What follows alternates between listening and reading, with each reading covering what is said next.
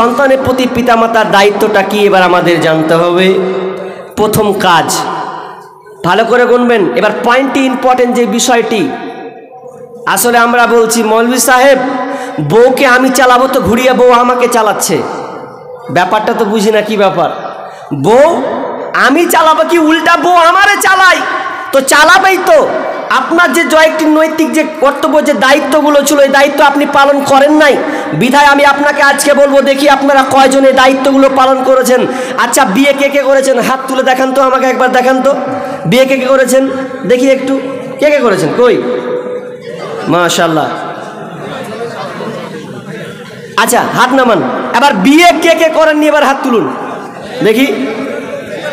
মানে বিয়ে না করা লোক বেশি আছে মনে হচ্ছে মুলু সাহেব, হ্যাঁ জি হাত নামান।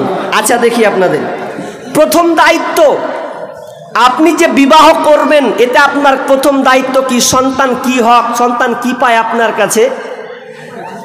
বিশ্বনবী বলছেন তুকাহুল মারআতু লিআরবাঈন, বিশ্বনবী বলছেন যে একটা যুবক যখন বিবাহ করে তো সে চারটা জিনিস লক্ষ্য করে দেখে। অনেকে আলেম ওলামা এর অর্থ ভুল করে যে হাদিসে বলা হলো যে চারটা জিনিস দেখতে বলা হয়েছে, এটা মিথ্যা কথা। হাদিসের অর্থ এরকম নয়।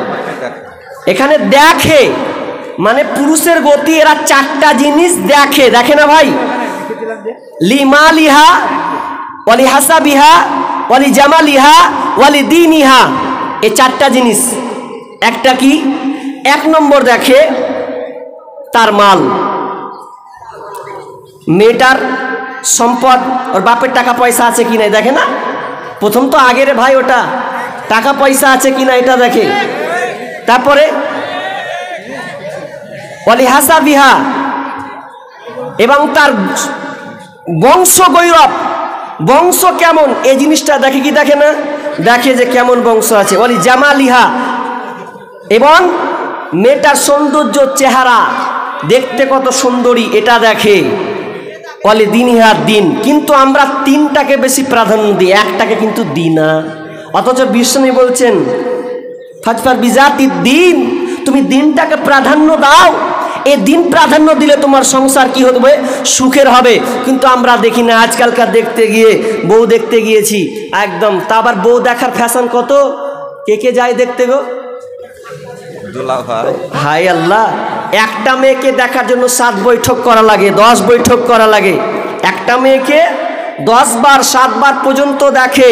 প্রথমে যাবে বন্ধু, যাবে বন্ধুকে বলছে চনাবে মেয়ে দেখতে যাব, তা বলছে হবে তুই যাবে, তুই যাবি না শালা, তুই যাবি না মানে আমার বিয়ে হবে তুই দেখতে যাবি না মানে। তখন একদম চললো দেখতে, তো কবে তোকে নিয়ে আসবো পালসার গাড়িতে, চিন্তা কেন করছিস, তুই উচ্চাখানে চাপবি আমি নিচে থাকবো। পালসার গাড়ি তো গুন্ডা, ওতে নিয়ে যাবে। ওখান থেকে নিয়ে চলে গেল, দিয়ে আবার এক অপরকে কি করছে, বন্ধু আছে, চাচা আছে, বাপ আছে, আর বোনু আছে, আর শালা আছে, সবাই নিয়ে একটা মেয়েকে দেখছে, এক অপরকে প্রশ্ন করছে। দেখেন কেমন প্রশ্ন, বলছে কার কি প্রশ্ন করবি।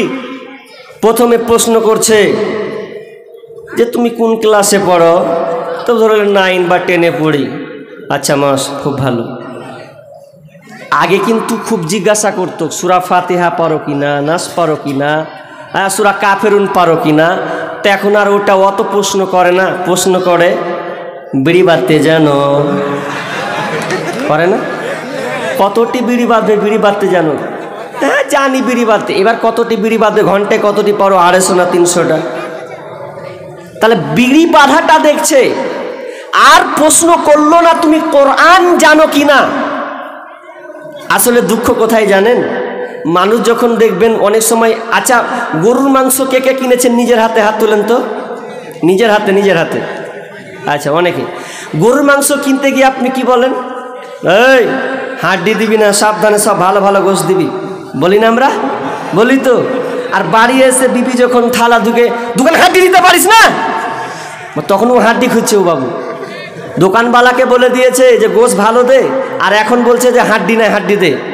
তার মানে তুমি ওই জলসার মার্কেটে ঘুরান বেটি ছেলেটি যেটি মডার্ন, সেই মাল কটাকে তুমি বেছে করে স্ত্রীপে নিয়ে এসেছো, তো বলছে তোর ব্যবহার খারাপ, তুই চলতে পারিস না ঠিক মতন। ওই গোস্তের মতনই হলো।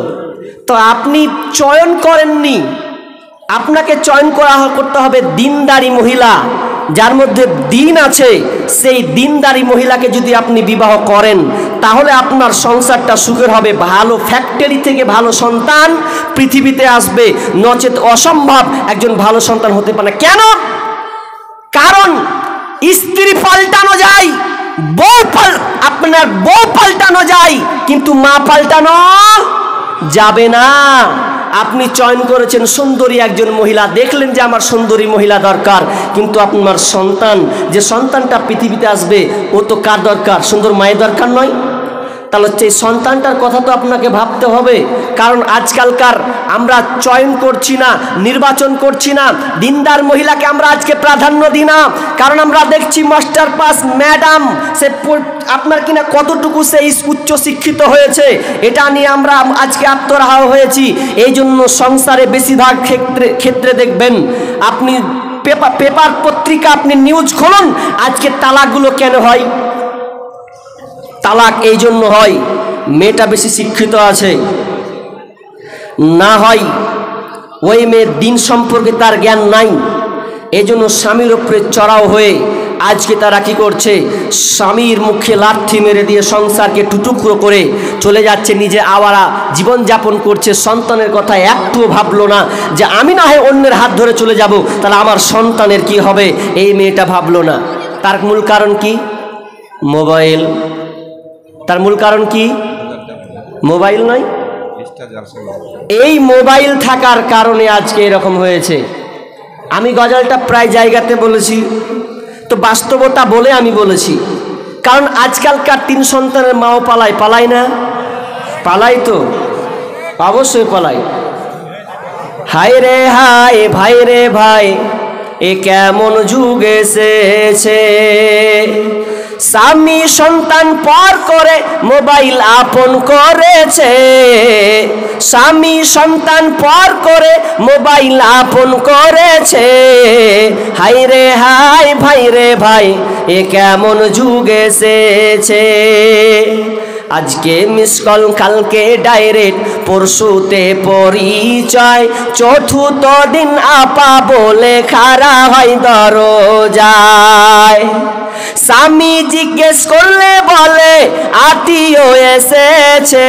হায় রে হায়, ভাই রে ভাই, এ কেমন যুগ এসেছে। হায় রে হায়, ভাই রে ভাই, এ কেমন যুগ এসেছে। 24 ঘন্টায় নাই রে বিশ্রাম, ফোন বুকের ভিতরে, উদাস উদাস মন তাহারি সংসার করে না রে। বিদেশে পাঠাইয়া স্বামী, বিদেশে পাঠাইয়া স্বামী বন্ধুর সাথে ঘরে। হায় রে হায়, ভাই রে ভাই, এ কেমন যুগ এসেছে। হায় রে হায়, ভাই রে ভাই, এ কেমন যুগ এসেছে। ঠিক মতো আহার জুটে না, দামি ফোন তার হাতে, নগ্ন সিনেমার ফোন চ্যাট করে ঘুমায় অনেক রাতে। ঠিক মতো আহার জুটে না, দামি ফোন তার হাতে, নগ্ন সিনেমা আর ফোন চ্যাট করে ঘুমায় অনেক রাতে।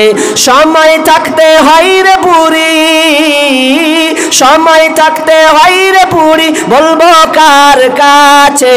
হায় রে হায়, ভাই রে ভাই, এ কেমন যুগ এসেছে। এই মোবাইলে যোগাযোগ করে 3 সন্তান এরই মা, নতুন সংসার করব বলে হয়ে যায় দিবানা। ঠিক কিনা? এই মোবাইলে যোগাযোগ করে 3 সন্তানের ওই মা, নতুন সংসার করব বলে হয়ে যায় দিবানা। এই মোবাইল কারো চলছে আবার, এই মোবাইল কারো চলছে আবার, কারো আবার জ্বলছে। হায় রে হায়, ভাই রে ভাই, এ কেমন যুগ এসেছে। স্বামী সন্তান পর করে মোবাইল আপন করেছে। হায় রে হায় ভাই রে ভাই এ কেমন যুগ এসেছে। তাহলে প্রথম নম্বর সুন্দর মা আপনি চয়ন করবেন। তো বিশ্বনবী বললেন তুমি দিনদারিকে প্রাধান্য দাও। তাহলে দিনদারি মহিলা, দিনদারি বিবি যদি তুমি ঘরে নিয়ে আসো তাহলে তোমাকে আর টেনশন করা লাগবে না। যদি তুমি দিনদারি বাদ দিয়ে তুমি চেহারা খুঁজতে যাও, তার বংশ দেখতে যাও, তার সম্পদ তুমি যদি দেখতে যাও আর দিনটাকে যদি প্রাধান্য দাও, অন্যান্য জায়গায় হাদিসের বিবরণে বলেছেন ওই সংসার তোমার অশান্তি হবে। সুন্দর স্ত্রী যদি না পান তাহলে পুরুষের জন্য ওই সংসারটা হচ্ছে একদম ভারী, একদম কঠিন হয়ে পড়বে। তো অতএব বিষ্ণু বলছেন যখন তুমি বিবাহ করবে যুবকের দল, তো প্রথম নম্বর তুমি দিনদারি মহিলা তুমি চয়ন করবে। দিনদারি মহিলা যদি চয়ন করা যায় তাহলে এখানে দুইটা জিনিস লাভ হবে। এক তোমারও লাভ হলো, নাম্বার দুই সন্তানের লাভ হলো, কারণ সে সুন্দর দিনদারি মা পেয়ে গেল। তাহলে প্রথম কি লাগবে? সুন্দর মা। তাহলে সন্তান প্রথম হক সে বাপ মায়ের কাছে পায় সুন্দর মা, সৎ চরিত্রবান আল্লাহওয়ালি মা একজন সে পাবে। ডাক্তারেরা বলে না স্বাস্থ্য কয় প্রকার? স্বাস্থ্য দুই প্রকার, একটা শারীরিক স্বাস্থ্য, একটা মানসিক স্বাস্থ্য। শারীরিক স্বাস্থ্য ডাক্তার কি বলে যে আপনার বিবিকে আপনি সুন্দর করে রেস্ট করাবেন, তাকে ভালো ভালো ভিটামিন খাওয়াবেন, ফল ফ্রুট খাওয়াবেন। যদি আপনি খাওয়ান, যদি আপনি এগুলো খাওয়ান তাহলে আপনার স্ত্রীও ঠিক থাকবে, আপনার বাচ্চাও ঠিক থাকবে। এটা ডাক্তারের। কিন্তু মানসিক স্বাস্থ্যের ব্যাপারে তো আমি একটুও তো ভাবি নাই। মানসিক স্বাস্থ্য বিজ্ঞানীরা স্বাস্থ্যকে দুই ভাগে ভাগ করেছেন, এক শারীরিক স্বাস্থ্য, একটা হচ্ছে মানসিক স্বাস্থ্য।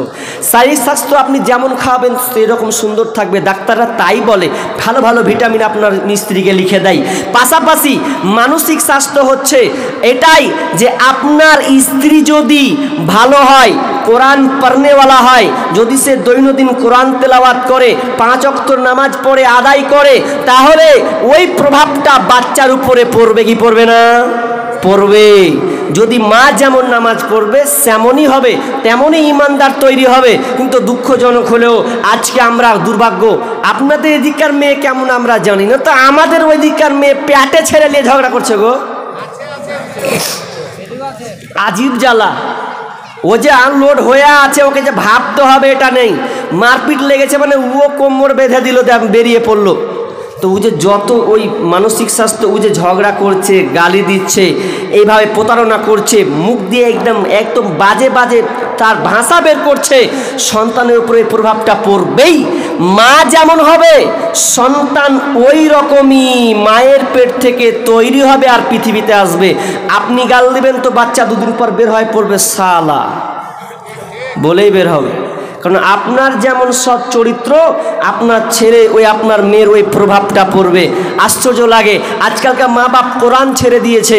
কোরআন যদি পড়তো তাহলে সন্তানটা, আমি আগে বলেছি সন্তানের প্রকৃত মানুষের অভাব, তার কারণ আমাদের কারণেই আমরা আজকে পেটে সন্তান নিয়ে আমরা কোরআন পড়তে পারি না, 5 ওয়াক্ত নামাজ পড়তে পারি না। কিন্তু সিরিয়াল দেখার দিকে 1 নম্বর, 1 নম্বর নয়, ভালো 1 নম্বর। মানে কি ও আমাদের, আপনারা কি বলেন না, আমরা আমাদের দিকে ফের কাজা আদায় করে। কাজা নামাজ কাজা লয় রে ভাই, সিরিয়াল কাজা। মানে রাত্রে ছুটে গেছে কোনো কারণে, সকাল হবে তো সকালে ওই কাজা আদায় করে, যতক্ষণ পর্যন্ত ওর কাজা আদায় না হবে ততক্ষণ তো কাজ পড়েই থাক, টেনশন নয়। আপনি বলতে যাবেন তো বাটাম ডুবে, কিচ্ছু করার নাই। আপনি চাইতে গেলেও পাবেন না, কারণ আপনি ভুল করেছেন কি টিভি দিয়ে। আর টিভি দেখছে মা, যেটাই দেখছে সেটাই বাচ্চার উপরে প্রভাব। বাচ্চাকে মোবাইল, আপনার হাতেও স্ত্রীর হাতেও কি মোবাইল এবং প্লাস টিভি দেওয়া হয়েছে। টিভি দেখে কি দেখে? স্টার জলসা আর জি বাংলা ধ্বংস করলো আমার সোনার বাংলা। শুনি যুবক যুবতীর মুখে মুখে, বুঝে না সে তো বুঝে না রে গান, পড়ে না কোরআন ওরা পড়ে না কোরআন, পড়ে না কোরআন, ওরা পড়ে না কোরআন। স্টার জলসা আর জি বাংলা ধ্বংস করলো আমার সোনার বাংলা। শুনি যুবক যুবতীর মুখে মুখে, বুঝে না সে তো বুঝে না রে গান। পড়ে না কোরআন, ওরা পড়ে না কোরআন, পড়ে না কোরআন, ওরা পড়ে না কোরআন। পড়েছে তারা ইংলিশ মিডিয়ামে, তাই বাপকে ডাকে ড্যাডি নামে। আব্বা বাপু আল্লাই তারা পড়েছে আজ ইংলিশ মিডিয়ামে, তাই বাপকে ডাকে আবার ড্যাডি নামে। সরি সরি বললে কি আর, সরি সরি বললে কি আর, কবরেতে পাবে আসান। পড়ে না কোরআন, ওরা পড়ে না কোরআন, পড়ে না কোরআন, ওরা পড়ে না কোরআন। ইষ্টি কুটুম আর জলনপুর ঝগড়া ঝাঁটি সে তাই সকাল দুপুর। আমি দেখিনি, আমি শুনে বলছি কিন্তু এটা। ইষ্টি কুটুম আর জলনপুর ঝগড়া ঝাঁটি সে তাই সকাল দুপুর। টাপুর টুপুর গেল জলনপুর এলো, পাখি দেখে ফাঁকি দিল মরে কত জান। পড়ে না কোরআন, ওরা পড়ে না কোরআন, পড়ে না কোরআন, ওরা পড়ে না কোরআন। ওরা ধর্ম কর্ম ছাড়তে পারে, ওরা নামাজ রোজা ছাড়তে পারে, ছাড়বে না হিন্দি সিরিয়াল। স্টার জলসা ঘরে ঘরে বাধাইছে গোলমাল, স্টার জলসা ঘরে ঘরে বাধাইছে গোলমাল। পাশের মেয়ে মর্জিনা হাই হিন্দি সিরিয়ালে পাগল সে, পাশের বাড়ি মদন রে কয় তুমসে প্যার করতে হুঁ। কোনোদিন স্কুল যায় না, হিন্দি বুঝে না, তো কয়েকটা সিরিয়ালও দেখে নিয়েছে, তো ওটাই হয়ে গেছে। পাশের বাড়ি মর্জিনা হাই হিন্দি সিরিয়ালে পাগল সে, পাশের বাড়ি মদন রে কয় তুমসে প্যার করতে হো। বুড়ার বয়স 80 বছর, বুড়ির বয়স 80 বছর, বুড়ার বয়স 80 বছর, বুড়ির বয়স 80 বছর, হিন্দি সিরিয়ালে মারে তাল। স্টার জলসা ঘরে ঘরে বাধাইছে গোলমাল, স্টার জলসা ঘরে ঘরে বাধাইছে গোলমাল। ওরা ধর্ম কর্ম ছাড়তে পারে, ছাড়বে না হিন্দি সিরিয়াল। স্টার জলসা ঘরে ঘরে বাধাইছে গোলমাল। আর সিরিয়াল দেখানো যাবে? যদি দেখান তাহলে আপনার কপাল খারাপ আছে। আজ থেকে আপনাকে প্রত্যাখ্যান করতে হবে, আজ থেকে প্রতিজ্ঞাবদ্ধ হতে হবে, টিভিকে চুরমার করে ঘর থেকে বের করে দিতে হবে। আরে ভালোর দিক থেকে তো ক্ষতির দিকটা বেশি, যেখানে ক্ষতির দিক বেশি সেই টিভিটা আপনি ঘরে রাখবেন কেন, রাখিয়েন না কেন?